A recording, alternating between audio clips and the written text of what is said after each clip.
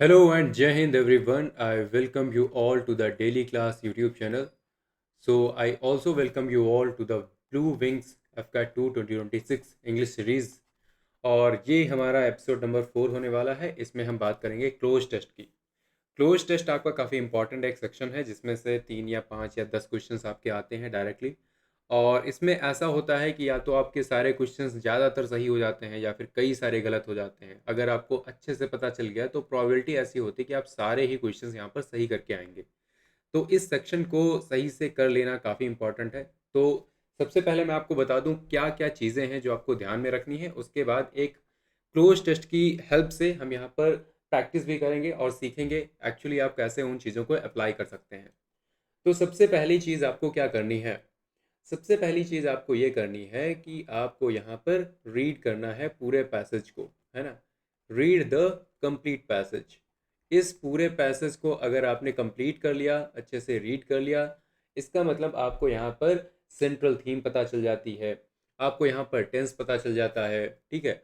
और इसके अकॉर्डिंगली आप अच्छे से अपने ऑप्शंस को सिलेक्ट कर पाते हैं। तो पहली चीज़ आपको क्या करनी है, you'll have to read the complete passage with blanks, ठीक है। जो भी आपके ब्लैंक्स वगैरह दिए हैं भरने से पहले उनसे पढ़ लो, सबको पढ़ लो। फिर दूसरी चीज़ क्या करनी है? दूसरी चीज़ ये करनी है कि आपको यहाँ पर इजी ब्लैंक जो है उन्हें पहले पढ़ लेना है, और कुछ आपको यहाँ पर कुछ ऐसे बचेंगे जिनको थोड़ी देर के लिए छोड़ देना है, ठीक है। इसको करने के बाद आप यहाँ पर पढ़ते रहेंगे, ठीक है। और साथ में पहले तो आपको पूरा पढ़ लेना है। दूसरी बात ये करनी है कि इजी वंस जो हैं आपको पहले कर लेने हैं। तो ऑब्वियस सी बात है, काफ़ी लॉजिकल चीज़ है। और जो आपके डिफ़िकल्ट वाले हैं उनको फ़िलहाल के लिए छोड़ो और आगे बढ़ो। जब आप कंप्लीट कर लेंगे ना, कंप्लीट जब आप कर लेते हैं और कुछ आपके, मान लिया यहाँ पर 10 फिलिंदा ब्लैंक्स दिए हैं, अगर 10 ब्लैंक दिए हैं इनमें से मान लिया आपने 5 से 6 आप भर दिए और वो इजी थे, फिर आपको इन 5 से 6 की मदद से आपको कहीं ना कहीं हिंट मिलती है, फिर आप आगे के और भी कर पाते हैं। उनकी मदद से और हिंट मिलती है, फिर आप कर पाते हैं। तो इस तरीके से आप आगे बढ़ेंगे। उसके बाद थर्ड चीज़ मैं आपको काफ़ी इंपॉर्टेंट चीज़ बताने वाला हूँ, दैट इज़ ग्रामर। देखो भाई, यहाँ पर ग्रामर का काफ़ी ध्यान रखना। कई टाइप के आपके जो हैं ब्लैंक छोड़े जाते हैं। कुछ ग्रामेटिकल होते हैं, कुछ आपके नेचुरल कोलोकेशंस के होते हैं, कुछ आपके कनेक्टर्स होते हैं, कुछ अदर चीज़ों के होते हैं। तो ग्रामर आपको चेक करनी है। अब ग्रामर में भी मैं आपको बता दूं क्या क्या चेक करना है। सबसे पहले तो टेंस चेक करो, ठीक है। पास्ट है तो पास्ट वाला ही आएगा, प्रेजेंट है तो प्रेजेंट वाला आएगा, फ्यूचर है तो फ्यूचर वाला आएगा। उसके बाद दूसरी चीज़ ये देखो, आपको एरर में भी काम आती है। दूसरी चीज़ ये है कि आपको सब्जेक्ट वर्ब एग्रीमेंट चेक करना है। क्या करना है? सब्जेक्ट वर्ब एग्रीमेंट चेक करना है, ठीक है। ये आपने चेक कर लिया तो आप काफ़ी हद तक यहाँ पर ग्रामर के आप क्लोज पहुँच पाएंगे। फिर आप चेक करो आर्टिकल्स को, क्या आपके आर्टिकल्स जो हैं सही तरीके से यूज़ हुए हैं। अगर नहीं यूज़ हुए हैं तो डेफिनेटली वहाँ पर कुछ प्रॉब्लम हो सकती है ना, जिसको आपने एड्रेस करना है। उसके बाद क्या हो सकता है? उसके बाद हो सकते हैं आपके प्रीपोजिशंस। देखो, प्रीपोजिशंस की भी एरर दी जाती है। मैं एरर ही बोल रहा हूँ यहाँ पर। आपके ब्लैंक्स जो होते हैं आपके प्रीपोजिशंस के हो सकते हैं, प्रीपोजिशन चेक करो प्रॉपरली। प्रोनाउंस चेक करो, प्रोनाउंस क्या यहाँ पर एग्री कर रहे हैं विद द नाउन। जो भी आपका नाउन पहले मेंशन हुआ था या फिर जो भी चीज़ें आपकी मेंशन हुई थी उनके अकॉर्डिंग ही प्रोनाउन होना चाहिए। और क्या है, और आप यहाँ पर कंजंक्शन चेक करें, है ना। आप यहाँ पर कंजंक्शंस को चेक करेंगे और फिर अपनी जो मॉडल वर्ब्स हैं उन्हें भी चेक करो, है ना। मॉडल्स को चेक करो। इन सब चीज़ों को चेक करते करते आपको यहाँ पर आपकी जो ग्रामर है वो कंप्लीट एकदम हो जाएगी और बिल्कुल सही आंसर ही आपका निकल के आएगा। फिर चौथी चीज़ आपको क्या करनी है? चौथी चीज़ जो होती है ना, यहाँ पर कुछ नेचुरल वर्ड कोलोकेशंस होते हैं। ये क्या होते हैं? ये देखो क्या होते हैं, ये कुछ ऐसी चीज़ें होती हैं, नेचुरल वर्ड कॉम्बिनेशंस हम कह सकते हैं। कुछ चीज़ों के साथ कुछ चीज़ें आती ही आती हैं। जैसे कि लिए यू मेक अ डिसीजन और यू टेक अ डिसीजन, है ना। इस तरीके से टेक अ डिसीजन और मेक अ डिसीजन। मान लिया क्रिएट आपके ऑप्शन में दिया है, तो क्या क्रिएट हो सकता है? नहीं जी, क्रिएट नहीं हो सकता। जैसे कि लिए आपका होता है ले, ले के साथ में आपका एम्फसिस आता है, ले एम्फसिस, और उसके बाद में ले एम्फसिस ऑन होता है, आपको पता होता है। डिपेंड के बाद में, डिपेंड के बाद मान लिया इन आ जाए तो डिपेंड के बाद इन नहीं होता है, डिपेंड ऑन होता है। एक्सेस के बाद में मान लिया इनटू आ जाए तो एक्सेस के बाद आपको पता होगा कि एक्सेस के बाद तो यार एक्सेस टू समथिंग होता है ना। इंटरेस्ट के बाद आपका इन होता है। तो ये सारी ऐसी चीज़ें होती हैं जो आपकी फिक्स्ड होती हैं कहीं ना कहीं। इंटरेस्टेड, इंटरेस्टेड इन होता है। तो ये सारी चीज़ें फिक्स्ड होती हैं जो कि होती ही होती हैं और इन पर आपको ध्यान देना है। उसके बाद आपका कई बार लॉजिकल फ्लो कई बार दिख जाता है कुछ वर्ड्स की मदद से, इनको हम कहते हैं कनेक्टर्स। कनेक्टर्स को आपने अगर ध्यान से देखा, ठीक है, ये चीज़ें मैं आपको इसलिए बता रहा हूँ, कई बार ये चीज़ें हम इग्नोर कर देते हैं और ये वहीं पर होती हैं, यही आपको क्या करती हैं, हिंट देती हैं। तो यहाँ पर कनेक्टर्स जो होते हैं, जैसे कि लिए आपका हो गया हाउ एवर, तो आपको पता है किस डायरेक्शन में जाना है। मोर ओवर है, मोर ओवर। या फिर हम बात करें ऑल दो, और कई बार इन्हें ही फिल करना होता है या फिर ये अलग दिए होते हैं तो इनकी मदद से आप यहाँ पर हिंट ले सकते हैं। या फिर आपका बिकॉज हो सकता है, और यू कैन से, और भी बहुत सारी चीज़ें हो सकती हैं, दस हो सकता है, ठीक है। तो ये सारे आपके वर्ड्स होते हैं जो कि लॉजिकल फ्लो बनाते हैं और आपको डायरेक्शन प्रोवाइड करते हैं, in which direction you have to proceed, है ना। और फिर आपके कुछ आपके रिक्वायर्ड पार्ट ऑफ स्पीच भी देखनी होती हैं। देखो ये चीज़ जो है कई बार काफ़ी इम्पॉर्टेंट हो जाती है और ये काफ़ी इजी चीज़ होती है, लेकिन कई बार बच्चे जो है मिस कर देते हैं। भाई पार्ट्स ऑफ स्पीच क्यों नहीं चेक करते हो? कई बार एक ही ऑप्शन में आपको एडजेक्टिव भी दिया होता है, ठीक है, नाउन भी दिया होता है और वर्ब भी दिया होता है, और आपको पता होना चाहिए यहाँ पर मुझे एडजेक्टिव लगाना है या फिर मुझे एडवर्ब लगाना है या फिर मुझे एक प्रीपोजिशन चाहिए, है ना। ये चीज़ें देखो, प्रीपोजिशन तो ऑब्वियस सी बात है दिख जाती है, हाँ प्रीपोजिशन है, लेकिन इन चारों में कई बार आपको खूब घुमाते हैं। एडवर्ब भी दे देंगे, नाउन भी दे देंगे, वर्ब भी देंगे और यहाँ पर एडजेक्टिव भी दे देंगे। तो इनमें आपको समझना पड़ेगा कि अगर मान लिया आपका नाउन ऑलरेडी दिया है तो आपको एडजेक्टिव लगाना पड़ेगा। अगर आपका यहाँ पर टू दिया है, टू के बाद आपको पता है कि वर्ब आनी चाहिए। और मान लिया कुछ और हो सकता है, यहाँ पर कोई आर्टिकल दिया है ऑलरेडी और उसके बाद आपको एक नाउन फिल करना है। तो ये जो सिंपल सिंपल चीज़ें होती हैं ये हमेशा आपको पता होनी चाहिए, है ना। और एक चीज़ आपकी ये है कि भाई एलिमिनेशन जरूर करना, ये तो मतलब रूल ऐसा है कि जो हर जगह आपको यूज़ करना है। कोई भी एग्ज़ाम दे रहे हों, कोई भी चीज़ कर रहे हों, एलिमिनेशन करने का फ़ायदा ये होता है कि आप यहाँ पर अपनी जो सर्टेनिटी होती है ना क्वेश्चन की, उसके और ज़्यादा क्लोज जाते हैं। आप यहाँ पर ज़्यादा क्लोज जाते हैं कि आप एकदम सही वाले के ही पास जाएंगे। हम्म, है ना। और बाकी चीज़ें क्या करनी है, बाकी यहाँ पर देखो डिक्शनरी वाली भी चीज़ें कई बार पूछ लेते हैं, तो भाई थोड़ा सा अप टू डेट रहो कि आपको वर्ड्स वगैरह आते रहें तो बढ़िया है ना। तो ये डिक्शनरी जो है आपकी थोड़ी सी अच्छी हो तो ज़्यादा बढ़िया है। और बाकी चीज़ें जो हैं आप वही उसी तरीके से कर सकते हैं, सिंगुलर प्लूरल वगैरह देख लेना, ठीक है। ये आपकी ग्रामर में ही वैसे आ गई, ठीक है, कि मतलब कुछ चीज़ें कहीं पर सिंगुलर की नीड होती है, कहीं पर प्लूरल की नीड होती है, तो इन चीज़ों पर ध्यान देना थोड़ा सा। और बाकी प्रोनाउंस जो होते हैं जैसे मैंने बताया आपके दीज दोज, इन सब चीज़ों को थोड़ा सा इनके मतलब जो है थोड़ा देख लो अच्छे से, ठीक है। इनके मतलब थोड़ा अच्छे से देख लो, जैसे दीज हो गया, दोज हो गया, हुज हो गया, है ना, विच हो गया, इनको कहाँ पर यूज़ करते हैं, तो इनके मतलब आपको थोड़ा सा पता होंगे तो अच्छा रहेगा। और कुछ और चीज़ें होती हैं जैसे कि लिए सेल्डम हो गया, है ना, रेयरली हो गया, बेयरली हो गया। तो इनके वर्ड, इनके मतलब अब इसमें मैं नहीं बता रहा हूँ, इसमें मैं आपको इसलिए देखो ये वीडियो लेके आया हूँ कि आपको इन चीज़ों का ध्यान रखना है। तो इन चीज़ों का थोड़ा ध्यान रखो, कई बार कुछ चीज़ें होती हैं जो आपको पता तो होती हैं लेकिन उनको आपके माइंड में नहीं होती उन टाइप के क्वेश्चंस को करते हुए, तो उसको आपने ध्यान देना है। बाकी डिक्शनरी में मैंने आपको बताया, डिक्शनरी में देखो एक चीज़ मैं जो अक्सर यूज़ करता रहता हूँ दैट इज़ कॉन्टेक्चुअल वोकैबुलरी। तो कॉन्टेक्स्ट हमेशा देखना है, हो सकता है वो कॉन्टेक्स्ट जो है आपका फिट नहीं हो रहा हो।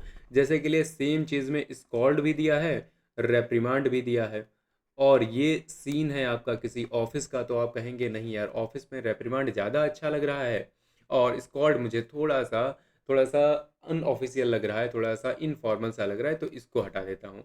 तो आपको कॉन्टेक्स्ट पर भी ध्यान देना पड़ेगा।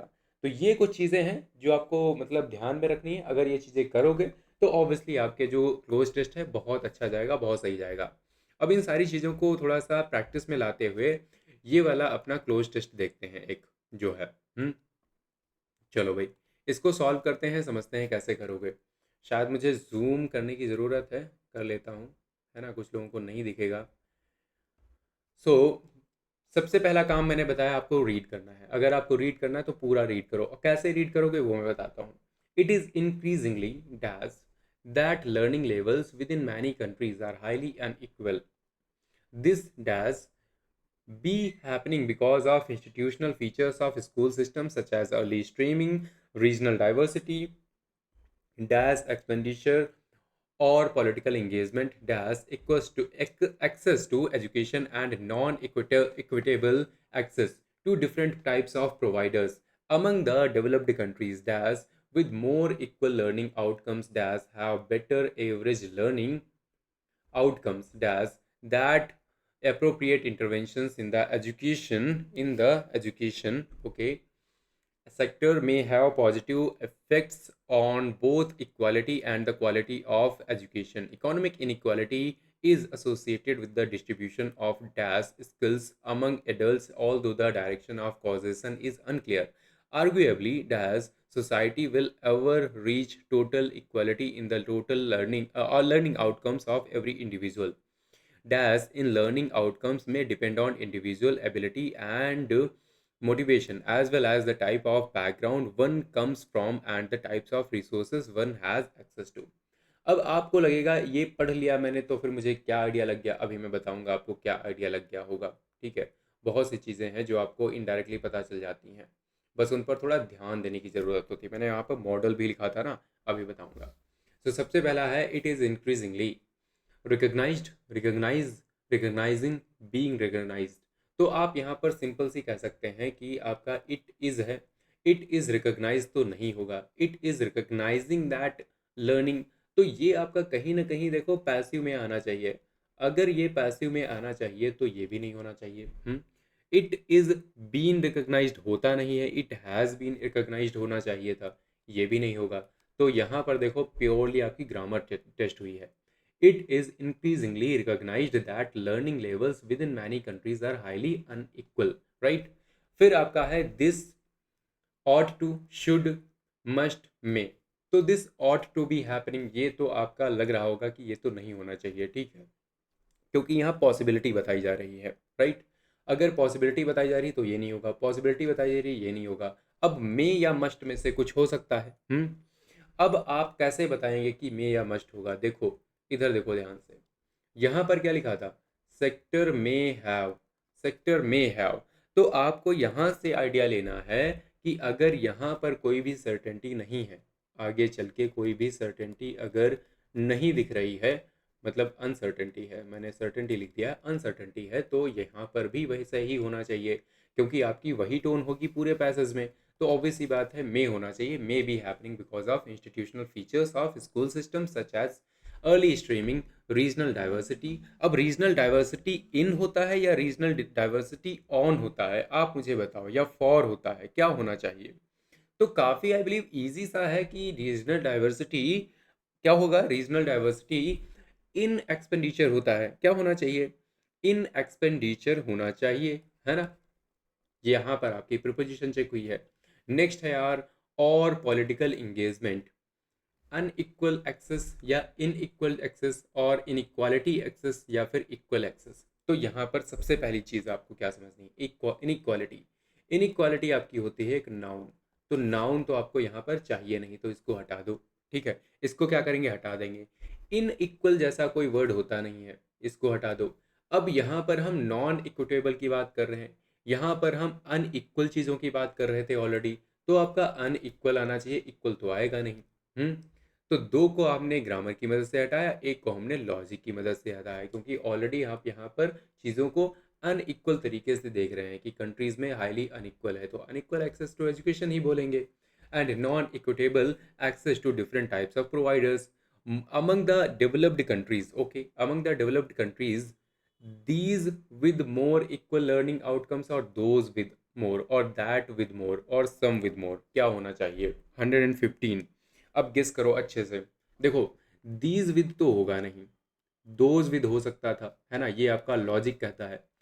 सम विद नहीं होगा, दैट विद हो सकता है क्या, नहीं। आप यहाँ पर बात कर रहे हैं प्लूरल की, तो प्लूरल की बात कर रहे हैं तो दोज विद होना चाहिए, those with more equal learning outcomes. फिर ऑल्सो हैव बेटर और with have better, to have better, for have better, तो ये तीनों तो आपके फिट ही नहीं हो रहे हैं, कतई फिट नहीं हो रहे हैं। तो ये तो बहुत इजी कर दिया, ऑल्सो हैव बेटर लर्निंग, है ना, ये ही नेचुरली आपका फिट हो रहा है यहाँ पर। नेक्स्ट है आउटकम्स, फिर क्या होगा, सजेस्टेड, सजेस्टिंग, हैव सजेस्टेड या फिर सजेस्ट, क्या होना चाहिए? तो यहाँ पर हम कहेंगे सजेस्टिंग दैट अप्रोप्रिएट। अब कोई भी चीज़ होती ना, it is pointing out, it is suggesting, it is actually directing towards that. इस तरीके से आप बात करते हैं, ये उधर की तरफ इशारा कर रहा है, इस तरीके से आप बात करते हैं। That appropriate interventions in the education sector may have positive effects on both equality and the quality of education. Economic inequality is associated with the distribution of what? Numeracy skills, number skills, proficiency skills, calculation skills. तो आपका बिल्कुल सही सटीक जो होता है आपका collocation, that should be numeracy skills. Numeracy skills आपका काफ़ी एक प्रोमिनेंट सा एक अच्छा चीज़ होता है, ठीक है। मतलब अच्छी चीज़ का कहने का मतलब ये है कि आपका कॉमन सा यूज़ होता है। नंबर स्किल्स कौन यूज़ करता है, प्रोफिशिएंसी स्किल्स कौन यूज़ करता है, कैलकुलेशन स्किल्स। सो ये आपका मैटर नहीं करता। उसके बाद, although the direction of causation is unclear, arguably any country will ever reach, no country will ever reach, few country will ever reach, some country will ever reach। तो इन दोनों को तो हटा दो, इन दोनों को तो हटा दो। Any country will ever reach नहीं, एवर आपका ऑलरेडी आपका इधर पॉजिटिव आया है। ये रूल ऐसा होता है, एनी के साथ नेवर आएगा, नो के साथ एवर आएगा, तो नो होना चाहिए। No society will ever reach total equality in the learning outcomes of every individual. अगली मैंने कंट्री पढ़ा ना, ठीक है, कोई बात नहीं। फिर हम बात करते हैं different in learning outcomes, differentiated in learning outcomes. तो इन दोनों को हटा दो, ग्रामेटिकली फिट नहीं हो रहे। अब डिफरेंस हो सकता है या डिफरेंसेस हो सकता है, अब आपके ऊपर है, चूज़ करो। क्योंकि हम यहाँ पर बहुत सारी चीज़ों की बात कर रहे हैं, बहुत सारी चीज़ों को कंसिडर करके हम बात कर रहे हैं, तो ऑब्वियस सी बात है आपका क्या होना चाहिए, differences in learning outcomes may depend on individual ability and motivation. ठीक है। अब लास्ट में आपका देखो एक टास्क ये रहेगा, you will have to re read. ठीक है, ये मैं हमेशा कहता हूँ, S1 S6 हो, PQRS हो, या फिर आपका ये आपका हो क्लोज टेस्ट, आपको एक बार री रीड कर लेना है। री रीड अगर आपने कर लिया तो आप यहाँ पर एकदम श्योर शॉट हो जाएंगे कि हाँ भाई, ये एकदम सही आंसर है, जो भी आपने यहाँ पर लगाए हैं। ठीक है, तो वो बिल्कुल सही आंसर है। ठीक है, अब ये आपका क्वेश्चन पेपर था आई बिलीव CDS 2 2025 का। ठीक है, अगर आपको 1 2025 का देखना है, अगर आपको थोड़ा सा लग रहा है कि कुछ और आपको दिखना चाहिए, 2 या 3 आपके और वीडियोस एग्जिस्ट करते हैं, ये इसका पार्ट था इस सीरीज़ का, that's why I made it. बाकी आपको और इस पर क्लैरिटी चाहिए तो आप दूसरे वीडियोस भी देख सकते हैं। ठीक है, वहाँ पर कुछ और आपको नज़रिया मिलेगा, कुछ और आपको परसेप्शन मिलेगा, और दूसरा आपका क्लोज टेस्ट भी है, तो आपको दूसरा प्रैक्टिस करने का भी मौका मिलेगा। ठीक है, तो इसी चैनल पर आप एक्सप्लोर कर सकते हैं, देख सकते हैं। ठीक है, बाकी PDF वगैरह सारी आपको मिल जाएंगी डेली क्लास टेलीग्राम चैनल पर। और अगर आपका कोई भी डाउट या फिर कोई भी सजेशन है तो आप मुझे टेक्स्ट कर सकते हैं 9264922851 पर। और बाकी यहाँ पर मैं कुछ और भी वीडियोस आपके लाने वाला हूँ, जैसे फॉरेन वर्ड्स हो गए, और आपकी वोकैबलरी का हो गया, और idioms and phrases. Idioms and phrases और वोकैबलरी का यार आप मुझे बता सकते हो कमेंट सेक्शन में कि हमें यहीं पर यहाँ पर 10-10 के सेट में करने चाहिए, ज़्यादा अच्छा है, या फिर हमें जैसे के लिए सब करते हैं 110 120 या फिर 100 एक ही में करने चाहिए।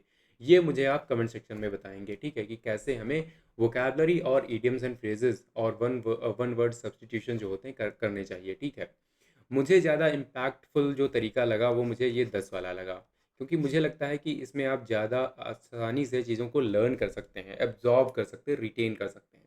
बाकी आप मुझे बताएंगे कि कैसे क्या है। ठीक है, और हाँ, GS के लिए भी कुछ चीज़ें हैं। आई थॉट दैट कि यहाँ पर कुछ हम मैराथन करें। ठीक है, छोटे छोटे क्वेश्चंस वाले, तो MCQ स्टाइल में आपकी यहाँ पर ये जियोग्राफी हिस्ट्री वगैरह हम कवर करने वाले हैं। ठीक है, सो मिलते हैं फिर अगले वीडियो में। And till then bye bye, take care and जय हिंद।